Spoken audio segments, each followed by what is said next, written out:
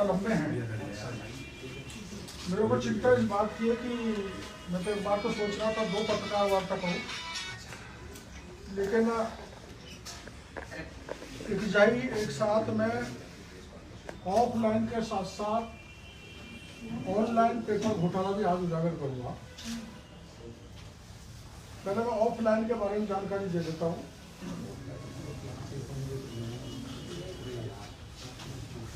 आपको पता है कि वरिष्ठ अध्यापक भर्ती परीक्षा का पेपर लीक हुआ है, जो मैंने बताया आरपीएससी से लीक हुआ है। और जो कांस्टेबल भर्ती परीक्षा पेपर लीक हुआ था, अगर एसओजी उसकी जांच ढंग से करती या सीबीआई की जांच दी हुई होती तो ये पेपर भी लीक नहीं होता। मैंने पुलिस सिपाही का पेपर लीक प्रकरण की भी पत्रकार वार्ता की थी, जिसमें प्रमाण से बहुत खुलासे किए थे, किंतु एसओजी उस पर एक कदम आगे नहीं बढ़ी। उसकी जानकारी मैं देना चाहता हूँ आपको। कांस्टेबल लीक प्रेस वार्ता में मैंने ऑनलाइन परीक्षा के आयोजन करने वाली टीसीएस कंपनी के राजस्थान हेड भुवनेश भार्गव की भूमिका का खुलासा किया था। बहुत सारे प्रमाण दिए, परंतु एसओजी ने भार्गव के खिलाफ कोई कार्रवाई नहीं की, बल्कि जो तथ्य और प्रमाण मैंने दिए थे उसमें पर्दा डाल दिया। अगर उस समय एसओजी भुवनेश भार्गव से कठोरता से पूछताछ करती तो सुरेश ढाका का नाम उसी समय सामने आ जाता।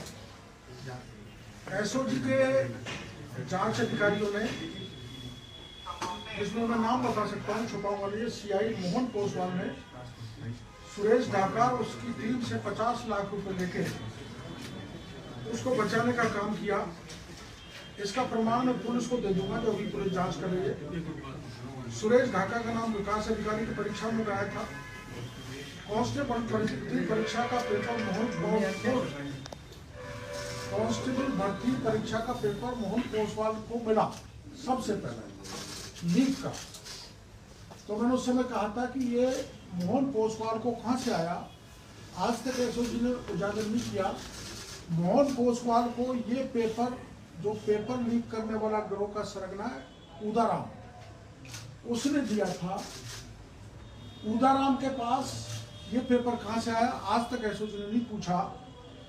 मैं एसओजी के चीफ को ये ध्यान दिलाना चाहता हूँ कि आपके एसओजी की जो जांच की टीम है वो इन माफियाओं से मिली हुई है और इनको बचा रही है। आपकी जानकारी में है कि वरिष्ठ अध्यापक भर्ती परीक्षा लीक प्रकरण में उदयपुर पुलिस ने माना कि गाड़ियां 3 बार आई हैं, 3 बार लौटी हैं, तो परीक्षा पेपर तो एक ही रद्द किया, बाकी के 2 क्यों नहीं कर रहे। मैं एक वीडियो आपको दूंगा जिसमें बुद्धनारायण प्रजापति निवासी एचएआर थाना चौथ का बरवाड़ा जयपुर में 3rd ग्रेड का वरिष्ठ अध्यापक का पेपर पढ़ा रहा था 21 दिसंबर। मैं आपको दे दूंगा, वो आप सुन लेना पूरा किसको पढ़ाया। और इसका मतलब 21 को भी पेपर लीक हुआ है और 22 का भी ऑडियो है, वो मैं आपको दूंगा, वो भी लीक हुआ है। सुरेश ढाका को पिताजी जो मांगीलाल की सरपंच है, उन्होंने बयान दिया था कि मेरा बेटा के नाम कोई प्रॉपर्टी नहीं है। वो मांगीलाल ने खुद ने अपने गांव में वरिष्ठ अध्यापक के 200 बच्चों को पेपर पढ़ाए।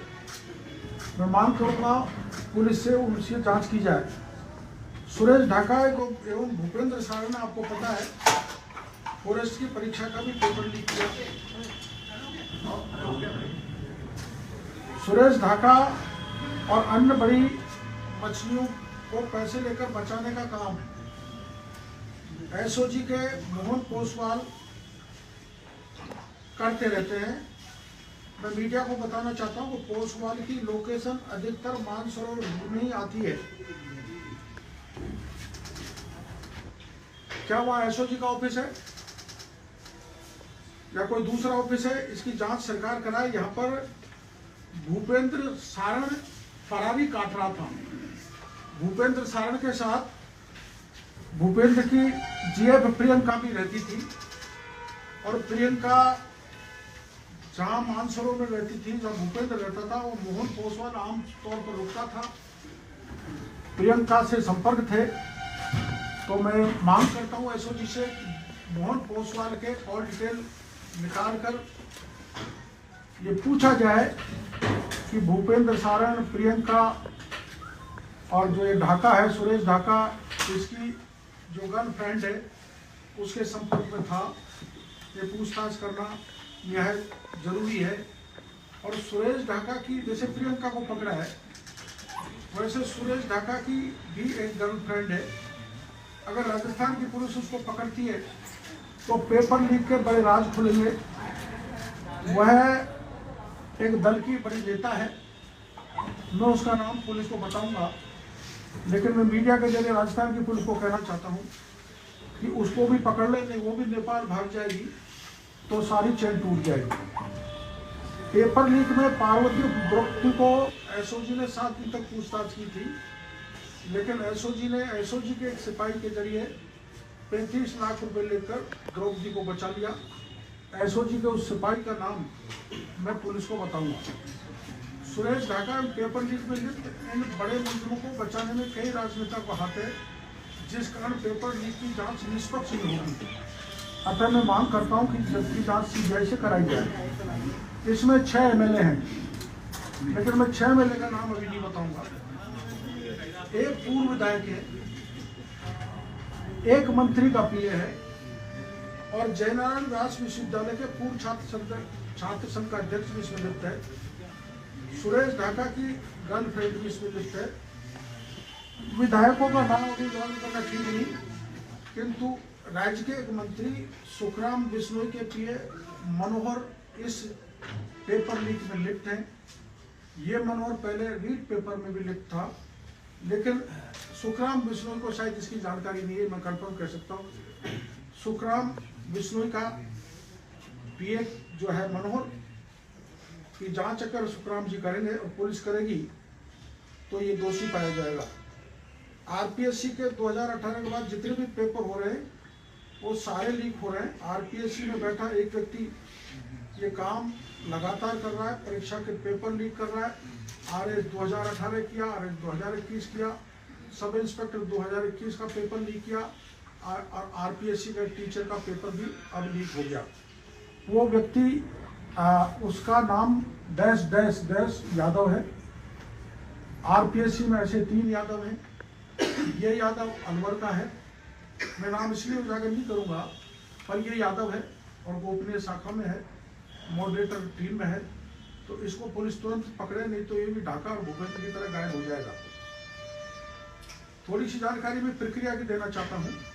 आरपीएससी ने पिछले साल अक्टूबर के तीसरे सप्ताह में करीब 1 दर्जन एक्सपर्ट को शिक्षक भर्ती परीक्षा का पेपर बनाने के लिए अजमेर मुख्यालय बुलाया था। विशेष रूप से बने पेपर रूम में एंट्री के पहले सभी एक्सपर्ट की जांच हुई कि इनके पास मोबाइल, रिकॉर्डर या अन्य कोई डिवाइस, पेन, कागज आदि तो नहीं है। एक्सपर्ट को पेपर बनाने के लिए कागज, पेन, सिलेबस, रेफरेंस बुक आदि आरपीएससी की ओर से दिए गए। निगरानी के लिए सीसीटीवी कैमरे पहले से लगे हुए थे। एक्सपर्ट के पेपर बनाने के बाद नवंबर के पहले सप्ताह में सभी प्रश्नों को आरपीएससी के सॉफ्टवेयर में चढ़ाया गया और मॉडरेट किया गया। ये प्रक्रिया आरपीएससी चेयरमैन की निगरानी में सेक्शन ऑफिसर, प्रोग्रामर व लिपिक ने पूरी की। नियमानुसार इस दौरान इसमें से कोई भी मोबाइल, रिकॉर्डर, पेन, कागज आदि नहीं ला सकता। जो पेपर बनाता है वो बाहर का। जहाँ ये काम होता है वहाँ सीसीटीवी कैमरे लगे हुए। सिस्टम में न तो पेन ड्राइव या सीडी लगती है और न ही ये प्रिंटर से कनेक्ट होते हैं। फिर भी पेपर लीक कैसे हुआ? चेयरमैन, सेक्शन ऑफिसर, प्रोग्रामर और लिपिक में किसने किस तरह से पेपर सुरेश ढाका, भूपेंद्र सारण को दिया, ये मैं पुलिस को बता दूंगा। लेकिन मैं आपको बता रहा हूँ कि इसमें मुख्य आरोपी पेपर देने वाला डैश डैश अलवर के एक यादव है, जो गोपनीय शाखा में है। मैं प्रार्थना करूंगा राजस्थान के मुख्यमंत्री से बार बार आरपीएससी को नहीं बचाया जाए। इसमें एक नाम जो आ रहा है, जो सच्चा हो सकता है, प्रबल संभावना है कि अमित ढाका जो IAS हैं, जो CMO में अब भी काम कर रहे हैं, उनके भाई राजेश ढाका सुरेश ढाका के पार्टनर हैं इस अभियान में, और माननीय मुख्यमंत्री के अति प्रिय, अति निकट OSD के रिश्तेदार भी ढाका के साथ पार्टनर है। आप समझ सकते हैं कि सुरेश ढाका की कितनी बड़ी पहुंच है। इस प्रकरण को भी वैसे ही दबाया जाएगा जैसे रीत को दबाया गया। DP जारोली को बर्खास्त करने के बाद भी क्लीन चिट दे दी गई। RPSC इसमें पूरी तरह से इन्वॉल्व है, बड़े लोग इसमें इन्वॉल्व हैं। अतः मैं CBI की जांच इसमें करता हूँ। इसी तरह से सब इंस्पेक्टर परीक्षा 2021 के पेपर लीक के बड़े चौंकाने वाले प्रमाण मेरे पास आए, जिसकी मैं कल नहीं परसों ही पत्रकार वार्ता करूंगा। मैं सरकार से, माननीय मुख्यमंत्री से, माननीय RPSC के चेयरमैन से निवेदन करूंगा कि सब इंस्पेक्टर पेपर लीक के इंटरव्यू 23 जनवरी 2023 से चालू हो रहे हैं, उनको स्थगित किया जाए। पहले मेरे पुख्ता प्रमाणों की जांच की जाए। ऐसे जो लाखों बच्चे हैं उनके भविष्य के साथ खिलवाड़ नहीं की जाए। कौन बात कर रहे हैं? अब ऑनलाइन पेपर लीक का प्रकरण मैं आपको बताना चाहता हूँ। ये बहुत महत्वपूर्ण है। अपन समझ रहे थे ऑफलाइन में ही गड़बड़ हो रहा है,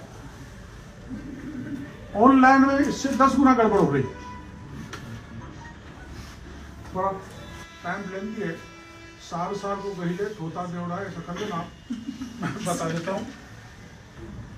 ऑनलाइन परीक्षा में राजस्थान में बड़े स्तर पर धांधली हो रही है। सुरेश ढाका ऑफलाइन परीक्षा का ही नहीं, ऑनलाइन परीक्षा का धांधली का बेताज बादशाह है।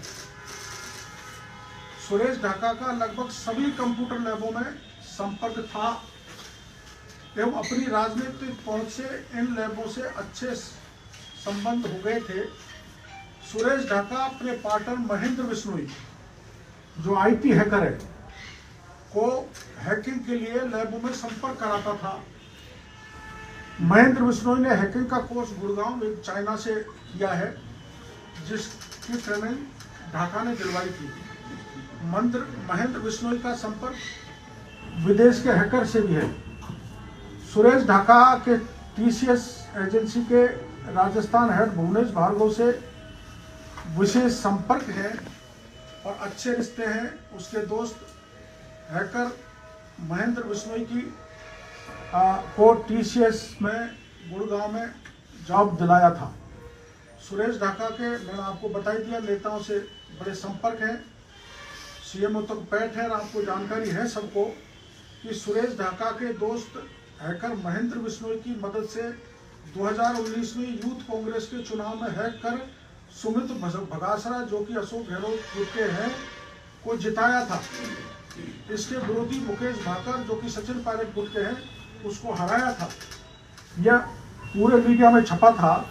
इससे साबित होता है कि सुरेश ढाका के CMO तक अच्छे संबंध हैं।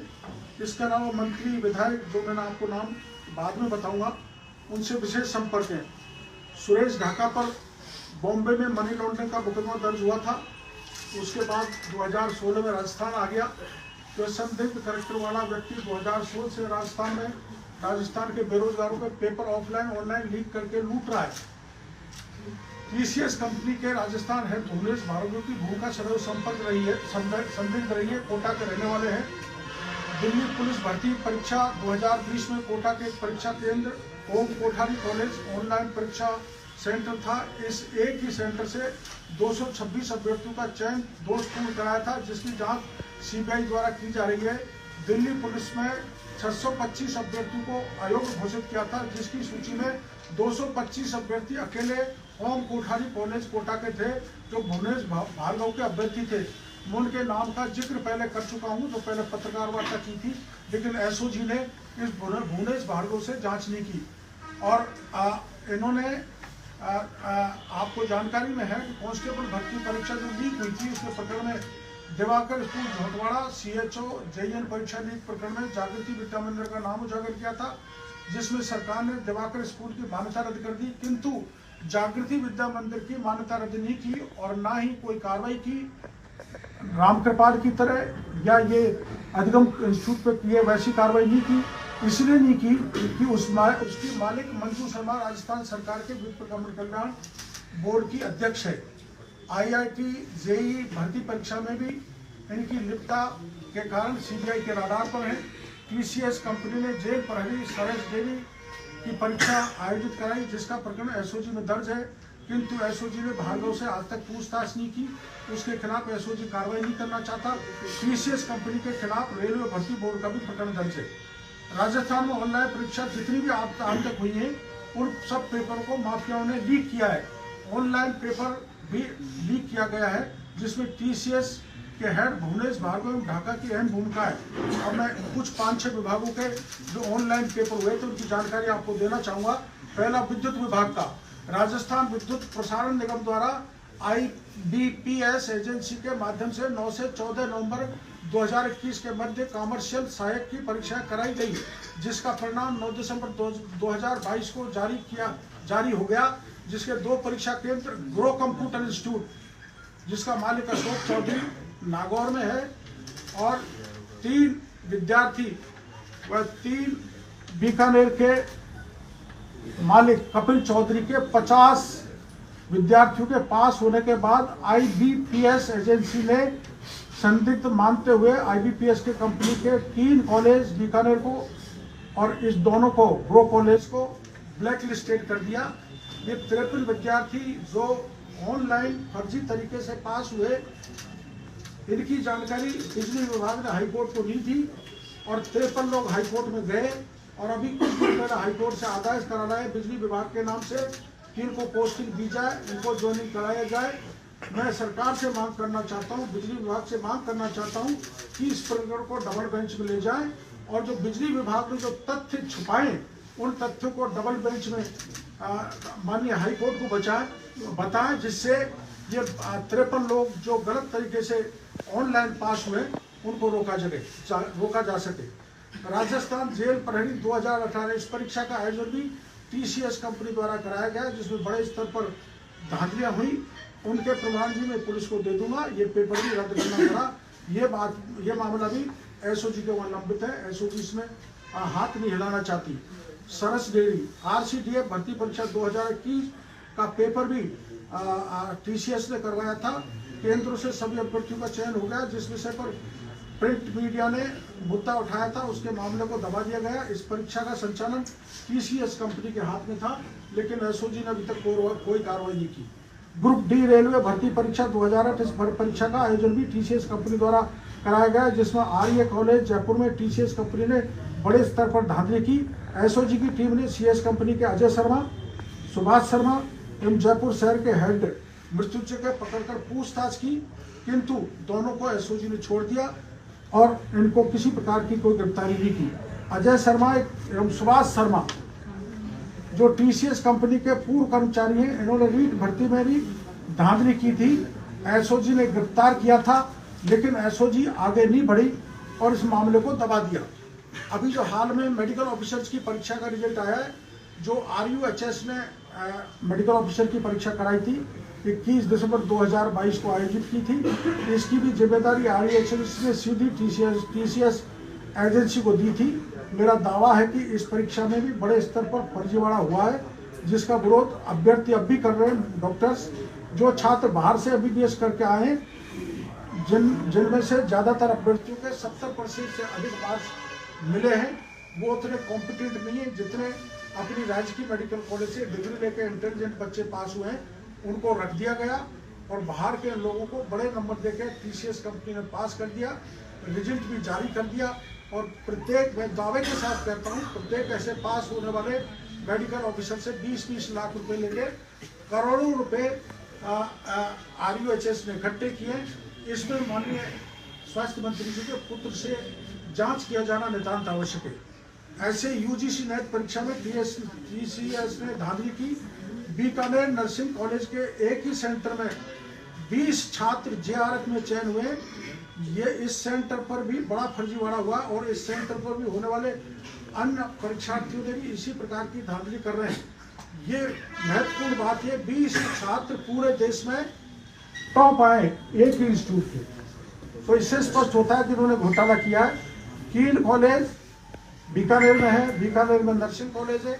ये दोनों कॉलेजों के मालिक पार्टनर हैं। जब किसी परीक्षा का सेंटर कील कॉलेज में आता है तो नर्सिंग कॉलेज में सेंटर नहीं आता, और जब नर्सिंग कॉलेज में सेंटर आता है तो कील कॉलेज में सेंटर नहीं आता। अर्थात दोनों मालिक मिलकर परीक्षाओं में ऑनलाइन परीक्षाओं में धांधली कर रहे हैं।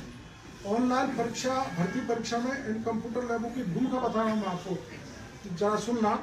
करीबन 1 करोड़ की लागत से कंप्यूटर लैब तैयार होता है।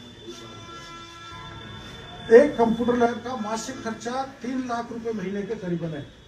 जैसे 1.5 लाख किराया, 50,000 बिजली का बिल, 30,000 IT स्टाफ, 20,000 UPS का खर्चा, 50,000 स्टाफ का खर्चा। एक लैब के पास ऑनलाइन एग्जाम कराने का करीबन 1.5 लाख रुपए मिलता है। कई बार 6-6 महीने तक एग्जाम नहीं होती। फिर इन कंप्यूटर लैबों के रखरखाव में स्टाफ का खर्चा कहाँ से आता है, ये मैं सरकार से पूछना चाहता हूँ।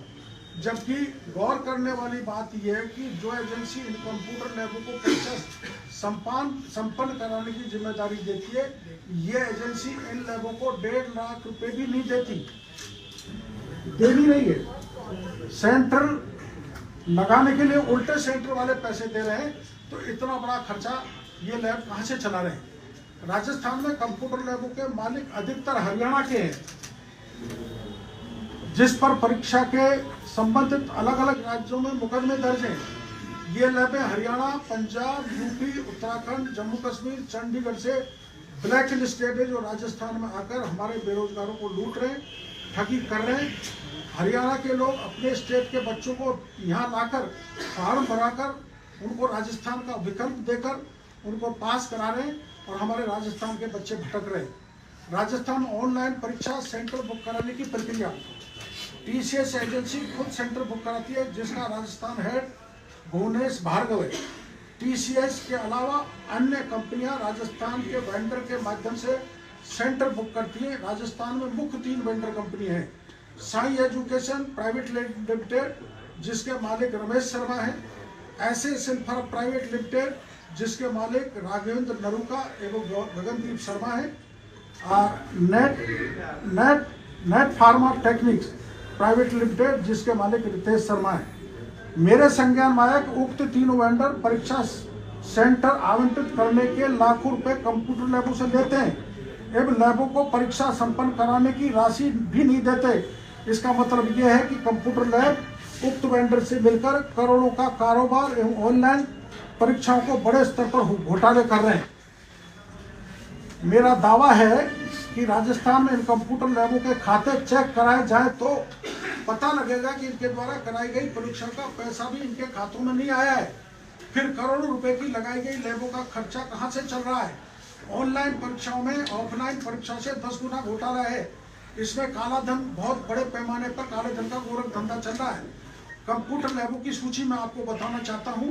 जयपुर में पल्लवी इन्फोटेक, सत्य साई, सत्यगुरु, नितिन पब्लिक स्कूल, संस्कार school, SJM girls college, Rawat PG college, Kautil institute Sitapura, नमो इंडिया, जागृति, मंजू शर्मा का उत्कर्ष, कानपुर इंस्टीट्यूट, तक्षशिला, अल्फा, राजधानी engineering college Bhankrota, Cambridge school लोहा मंडी, ABC लोहा मंडी, पंडित दीनदयाल उपाध्याय भांकरोटा, शंकरा कॉलेज, अमर पब्लिक स्कूल और महात्मा गांधी सीतापुर।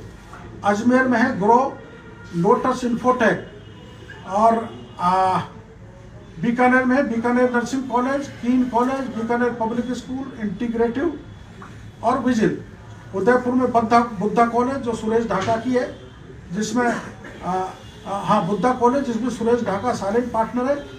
इसने एयरफोर्स की परीक्षा को लीक किया था, जिसका प्रकरण एयरफोर्स ने दर्ज कराया। बुद्धा कॉलेज ऑनलाइन परीक्षा संचालित कराती है। कोटा में जो मैंने आपको बताया, ओम कोठारी,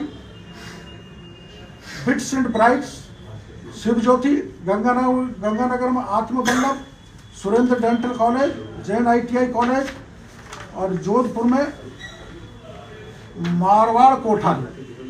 इन लैबों के बारे में राजस्थान पुलिस से मेरी मांग है कि इन संस्थाओं से जाकर पूछताछ करेगी तो पता चलेगा कि इन्होंने परीक्षा कराने तक के पैसे नहीं लिए। इनके खातों में भी चेक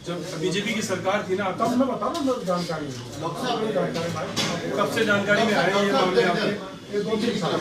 एक ब्रीफ में बता दीजिए डॉक्टर साहब कि आज की आपकी बड़ी शिकायत क्या है, चाहते क्या है, और जो आपका आंदोलन है उसके बारे में इन ब्रीफ मैंने आपको बताया कि ऑफलाइन का तो मैंने रीट बताया, हॉस्टल पर भर्ती बताया, सब इंस्पेक्टर बताया, रीट जेईएल का बताया, और उनकी जांच मैंने आपको कुछ प्रकाश डाला। एसओजी ने कुछ गिरफ्तार किए, कुछ निर्दोष को भी पकड़ लिया, दोषी को छोड़ दिया, मैंने आपको जानकारी दी। अब उसके अलावा ऑनलाइन भी जो गड़बड़ हो रही है, जिसमें करोड़ों का कारोबार ये लोग कर रहे हैं, ये बात मैंने मीडिया के सामने रखी है कि ऑफलाइन तो सुरक्षित है ही नहीं, ऑनलाइन इससे 10 गुना सुरक्षित है। उसमें भी मैंने आपको वेंडर्स के नाम बता दिए, टीसीएस कंपनी के नाम बता दिए, हेड के नाम बता दिए, इन्होंने कहा किस किस ढंग का गड़बड़ किया है। मैंने 256 बच्चे सिपाहियों को बता दिए, 20 बच्चे जेआरएफ के टॉपर बता दिए, एक ही जगह के 20 बीकानेर के 20 टॉपर आ रहे हैं। तो ये सारा मैं प्रमाण आपके सामने इसलिए दे रहा हूँ कि मीडिया इसको चस्पा करेगा, जनता को लाएगा, तो दबाव सरकार पर पड़ेगा, तो हो सकता है सीबीआई की जांच हो जाए और ये घोटाले स्थायी रूप से रुक जाए। किस लेवल के अधिकारियों की भूमिका आपके हिसाब से इस पूरे मामले में है? क्योंकि पुलिस पकड़ रही है, कुछ लोगों को कार्रवाई हो रही है, बिल्डिंग भी तोड़ी जा रही है। विशेषकर जांच अधिकारी स्तर के, जैसे एसओजी में ये नहीं कहता कोई एडिशनल बिजनेस में इन्वॉल्व है। जैसे मैं मंत्री जी सुखराम बिश्नोई का नाम नहीं बताता वो इन्वॉल्व है, लेकिन उनके पीए इन्वॉल्व है। जैसे मैं आरपीएससी के उस यादव का नाम बता रहा हूँ, मैं गारंटी के साथ ये कह नहीं सकता कि उसके ऊपर के अधिकारी भी इसमें इन्वॉल्व है। जब तक प्रमाण नहीं आए तो अंतिम व्यक्ति जहाँ से पेपर जिसके हाथ में जा रहा है वही लीक कर रहा है, तो बाढ़ खेत को खा रही है, उसको पकड़ोगे तो मैं बता रहा हूँ 6 MLA, ये मंत्री, ये ब्यूरोक्रेट, ये अमित ढाका, ये फलाना जो भी है, सबका लिंक बन जाएगा अगर उसको पकड़ेंगे। 19 तारीख वाला भी बता दीजिए क्या कर 19 तारीख को मैं दौसा से जयपुर हजारों युवाओं को लेकर, विशेषकर अपना धौलपुर, भरतपुर, अलवर, सवाईमाधोपुर, दौसा, जयपुर और टोंक के लोग इधर से आएंगे और इधर से दूसरी तरफ से आएंगे, और हम यहाँ आके धरना देंगे, घेराव करेंगे मुख्यमंत्री आवास का। ये मेरा 19 तारीख का कार्यक्रम है, 11 बजे से दौसा से जयपुर कूच। डॉक्टर साहब, इस सरकार ने 5 मामले सीबीआई को सौंपे हैं, लेकिन सीबीआई अभी तक 2 कदम नहीं चली। तो आप मुझसे पूछना सामने मैंने आपके मामले में